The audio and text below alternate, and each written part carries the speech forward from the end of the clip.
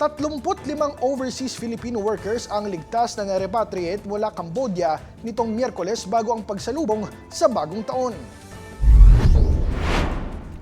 Tinulungan sila ng gobyerno laban sa mga kaso ng illegal recruitment, human trafficking at scam hub operations.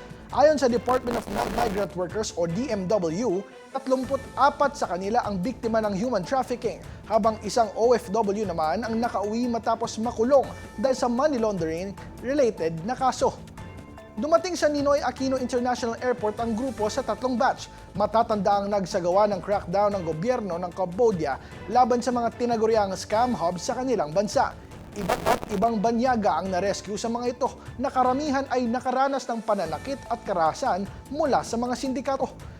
Tinulungan ang mga OFWs na mga opisyal ng DMW sa Phnom Penh at mga opisyal ng embahada para sa agarang pinansyal at welfare support.